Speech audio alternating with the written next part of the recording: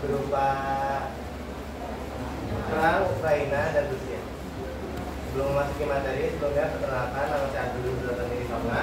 Saya biasa di Mantara. Saya Naya Resti dan saya Kiki Sumamara. Yang pertama adalah latar belakang perang Ukraina Rusia. Setelah Ukraina merdeka pada tahun 1991, ketegangan muncul antara orientasi pro-barat di Ukraina dan hubungan erat dengan Rusia, terutama di wilayah timur yang mayoritas berbahasa Rusia. Ketidakpuasan terhadap pemerintah Presiden Viktor Yanukovych yang memilih untuk menjalin hubungan lebih dekat dengan Rusia daripada Uni Eropa memicu protes besar-besaran yang dikenal sebagai Euromaidan. Setelah penggulingan Yanukovych, Rusia mengintervensi dan menganeksasi semenanjung Crimea pada Maret 2014 yang diikuti oleh referendum yang dianggap ilegal oleh banyak negara. Di wilayah Donetsk dan Luhansk di Ukraina Timur mengalami pemberontakan pro-Rusia yang memicu konflik bersenjata antara pasukan Ukraina dan separatis yang didukung oleh Rusia. Selanjutnya, Presiden Rusia Vladimir Putin kemudian mengatakan bahwa hak-hak warga negara Rusia dan penutur bahasa Rusia perlu dilindungi. Hal ini telah menyebabkan perpecahan rasial dengan adanya gerakan separatis pro-Rusia. Gerakan separatis ingin mendeklarasikan kemerdekaan dari Ukraina. Sejak itu, konflik terus berlanjut pada 2015 yang ditandai dengan Ukraina yang jatuh ke dalam krisis internasional pada Juli 2014. Sebuah pesawat Malaysia Airlines ditembak jatuh di atas wilayah udara Ukraina. Pada tahun 2015, penyelidik mengatakan sistem rudal itu dikerahkan oleh Rusia. Suasana makin diperpanas ketika Presiden Ukraina Volodymyr Zelensky memilih untuk dekat kepada NATO dibanding dengan Rusia, di mana diketahui ketika ada anggota NATO yang diserang anggota lain akan ikut berperang. Isu serangan bergulir sejak November 2021. Sebuah citra satelit menunjukkan penumpukan baru pasukan Rusia di perbatasan dengan Ukraina. Moskow diyakini Barat memobilisasi 100.000 tentara bersama dengan tank dan perangkat keras militer lainnya. Intelijen Barat menyebut Rusia akan menyerang Ukraina. Rusia juga mulai melakukan latihan militer besar-besaran sejak awal Januari 2022. Semua angkatan laut dikerahkan. Latihan ini juga dilakukan di darat. Rusia bekerja sama dengan Belarusia, tetangga dekat sekaligus sekutunya. Nah, di sini adalah bagian-bagian Ukraina yang diserang oleh Rusia. Nah, di bagian yang merah ini adalah wilayah militer Rusia yang sudah diduduki Rusia. Sedangkan yang ada garis arsiran seperti ini adalah laju militer Rusia dan tanda arah panah ini adalah arah militer Rusia untuk menyerang Ukraina. Selanjutnya di sini ada tokoh penting perang Ukraina dan Rusia.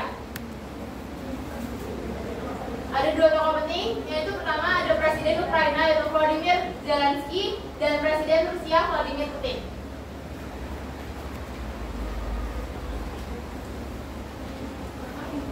Selanjutnya ada kronologi. Ketegangan meningkat kembali dengan pengerahan pasukan Rusia di perbatasan Ukraina pada akhir 2021 yang berujung pada invasi besar-besaran oleh Rusia pada 24 Februari 2022.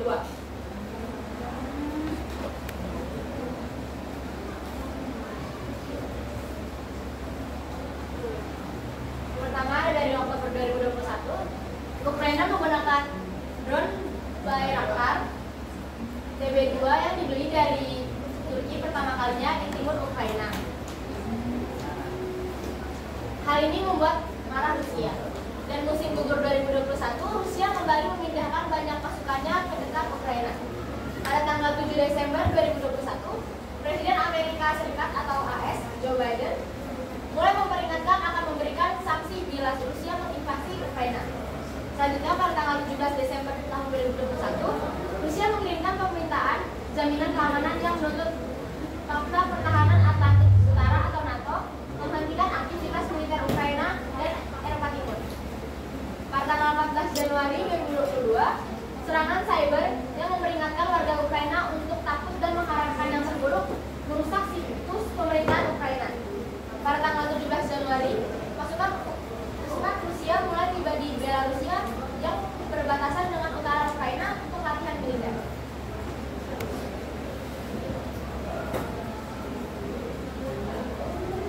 Pada tanggal 24 Januari, NATO mempersiapkan dan memperkuat pasukan di Eropa Timur dengan lebih banyak kapal dan pesawat jet. Pada tanggal 26 Januari, Washington mengirimkan respon tertulis atas permintaan janjian keamanan Rusia. AS mengulang komitmennya pada kebijakan pintu terbuka. NATO sementara menawarkan diskusi pragmatis atas kawasan Moskow. 28 Januari, Putin mengatakan kekhawatiran keamanan utama Rusia tidak dibahas. 2 Februari, AS mengatakan akan mengirimkan 3.000 pasukan tambahan ke Polandia dan Rumania untuk membantu melindungi sekutu-sekutu NATO di Eropa Timur dan dari dampak krisis Ukraina. 4 Februari, Putin berhasil mendapatkan dukungan Cina saat menghadiri Olimpiade musim dingin Beijing. Cina turut meminta NATO untuk tidak mengizinkan Ukraina menjadi negara anggotanya. 7 Februari, Presiden Prancis Emmanuel Macron melihat secerca harapan krisis dapat diselesaikan melalui jalur diplomatik. Setelah ia bertemu dengan Putin dan Kremlin, kemudian Macron berkunjung ke Kiev dan memuji ketenangan Zelensky dan rakyat Ukraina. Selanjutnya pada 9 Februari, Biden mengatakan peristiwa dapat berubah gila dengan cepat. Sementara Departemen Luar Negeri AS menyarankan warga Amerika Serikat untuk segera meninggalkan Ukraina. Negara-negara lain juga menyarankan hal yang sama pada warga negaranya, termasuk negara Indonesia. 14 Februari, Zelensky meminta rakyat Ukraina untuk mengibarkan bendera dan menyanyikan lagu nasional pada 16 Februari. Media Barat melaporkan Rusia akan menyerang pada tanggal tersebut. Pada 15 Februari, Rusia mengatakan beberapa pasukannya kembali ke pangkalan mereka setelah latihan di Ukraina. Moskow juga mengejek peringatan Barat tentang kemungkinan invasi. Parlemen Rusia meminta Putin mengakui 2 daerah yang memisahkan diri dari timur Ukraina. Selanjutnya pada 18 Februari, Duta Besar Amerika Serikat untuk Organisasi Keamanan dan Kerjasama Eropa, Michael Salpeter, mengatakan mungkin Rusia akan mengerahkan sekitar 169 hingga 190.000 pasukan di dalam dan dekat Ukraina. Pada 19 Februari, pasukan strategis nuklir Rusia menggelar latihan yang diawasi langsung oleh Putin. Di tanggal 21 Februari, Macron mengatakan Biden dan Putin sudah menyetujui prinsip pertemuan mereka mengenai Ukraina. Pada tanggal 22 Februari, AS, Inggris, dan sekutu-sekutu mereka memberlakukan sanksi pada anggota parlemen, Bank Rusia, dan aset-aset dunia Rusia lainnya. Dalam pidato yang disiarkan di televisi, Putin meminta Ukraina menutupi militernya. Ukraina telah melanggar perjanjian Minsk. Pada tanggal 23 Februari, separatis pro-Rusia di Ukraina Timur meminta bantuan Putin untuk bertempur melawan pasukan pemerintah Ukraina. Lalu pada tanggal 24 Februari, Putin memberi wewenang untuk operasi militer khusus ke Ukraina Timur dan meminta pasukan Ukraina meletakkan senjata. Pasukan Rusia mulai melancarkan tembakan rudal dan artileri ke pasukan dan pangkalan Ukraina serta menyerang kota-kota besar. Selanjutnya ada dampak perang Ukraina dan Rusia.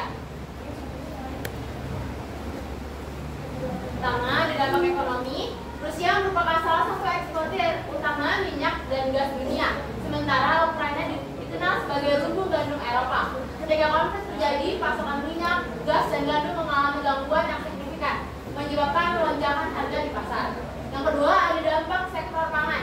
Sebagai salah satu eksportir utama gandum, gangguan produksi di Ukraina menyebabkan kelangkaan pasokan dan kenaikan harga gandum di pasar internasional.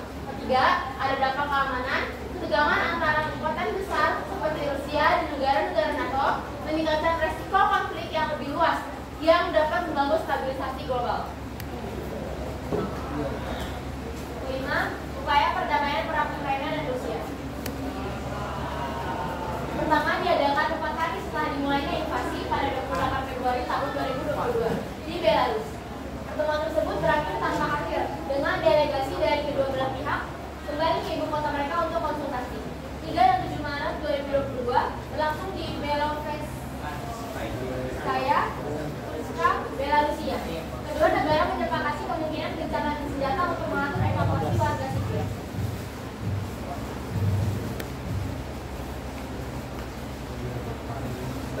gerakan ketiga gencatan senjata.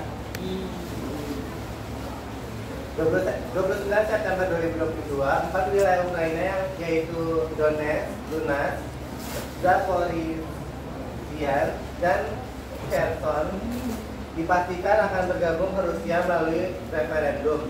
Oleh karenanya, Ukraina resmi mengajukan keanggotaan ke NATO buntut dari aneksasi Rusia terhadap 4 wilayah Ukraina pada 30 September 2022.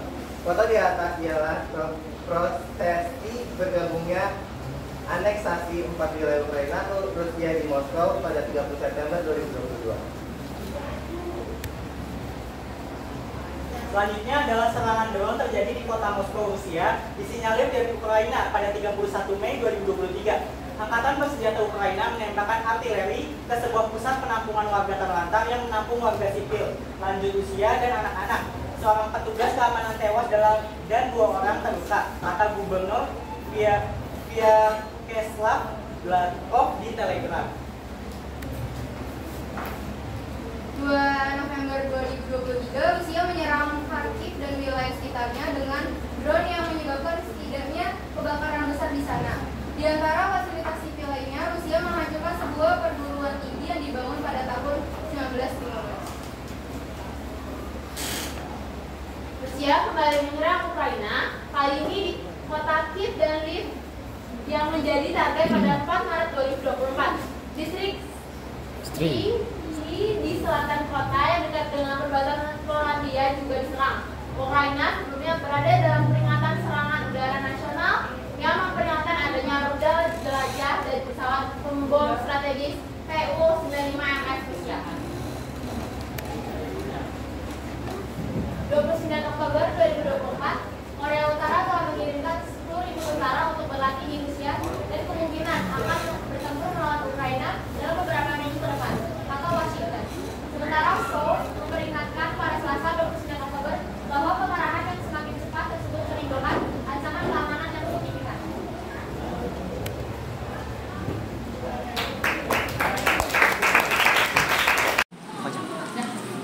Nah, setelah presentasi kami, apakah ada pertanyaan?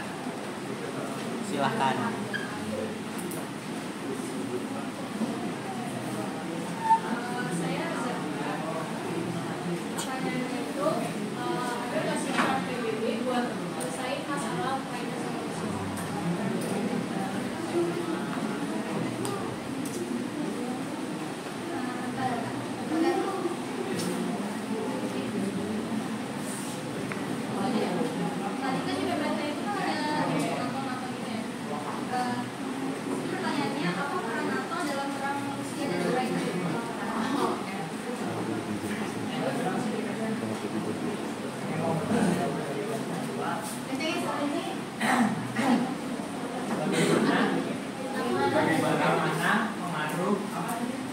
Bagaimana pengaruh Serangan ini terhadap masa depan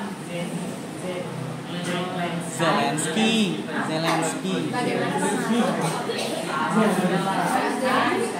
Zelensky dan Putin.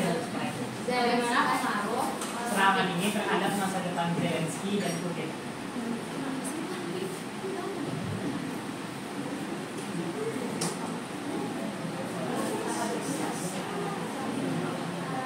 Perang Rusia Ukraina di internasional.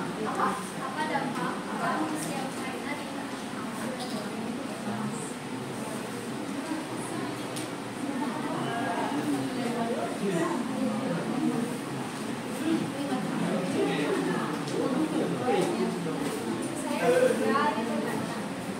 Apa protes yang disampaikan dalam aksi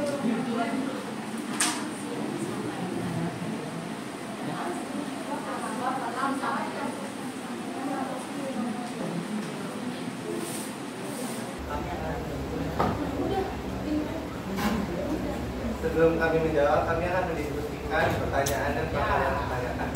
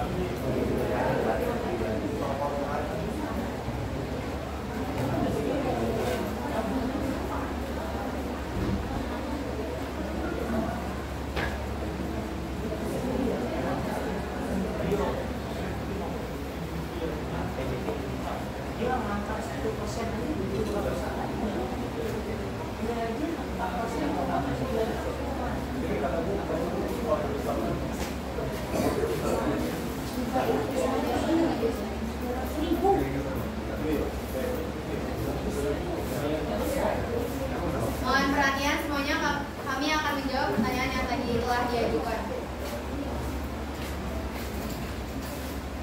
Pertanyaan pertama dari acara, adakah peran PBB dalam konflik Ukraina dan Rusia? Peran PBB itu ada, jadi peran PBB itu sebagai pemenang. PBB itu sangat berharap bisa mendamaikan dua negara ini dan bisa berharap kayak Zelensky dan Putin itu bisa duduk bersama-sama lagi di meja PBB untuk membahas masalah dia.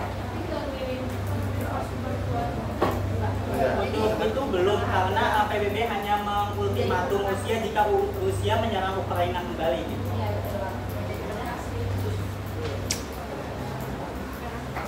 Yang kedua ada pertanyaan dari Rania Felicia Putri, yaitu apakah peran NATO? Nah, peran NATO di sini dia itu sangat pro kepada Ukraina, dimana kalau dilihat dari latar belakang tadi kan Ukraina ini dia lebih pro ke barat. Nah, karena salah satu wilayah di Ukraina ini diserang oleh Rusia, diinvasi, nah maka Ukraina dia lebih memilih mendukung ikut ke dalam NATO agar pasukannya dia, militernya ini kuat dan dapat melawan Rusia. Jadi NATO ini pendukung atau support system dari Rusia, Ukraina.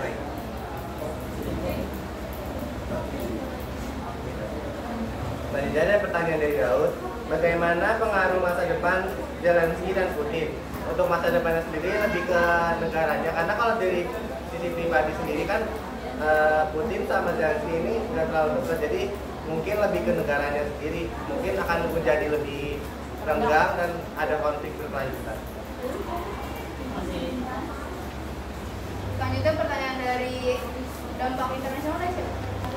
Oh, Safa. Jadi dampak internasional itu kan Rusia sama Ukraina ini salah satu eksportir terbesar di internasional gitu dalam hal pangan. Nah, dampaknya itu ya ini di internasional, jadinya pasokan minyak, gas, dan gandum mengalami gangguan yang signifikan menyebabkan lonjakan harga di pasar. Jadi mengalami inflasi di setiap negara, salah satunya adalah Indonesia. Selanjutnya, pertanyaan terakhir itu dari Jessica, apa protesnya? Apa protes yang disampaikan oleh warga Ukraina pada saat itu kan? Ya, jadi di situ presiden Ukraina pada saat itu lebih pro ke Rusia, sedangkan warga-warga di Ukraina pada saat itu ingin Ukraina itu untuk ikut kepada NATO. Nah, karena pemerintahnya atau presidennya itu lebih pro ke Rusia, itu yang membuat warganya tuh kayak protes kalau biar Ukraina itu masuk ke NATO aja, pro ke barat aja. Jadi isi dari protesan warganya itu ingin menjadikan Ukraina sebagai bagian dari NATO. Yes.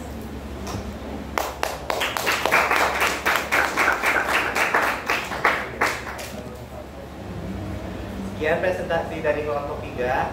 Mohon maaf bila ada salah kata. Wassalamualaikum warahmatullahi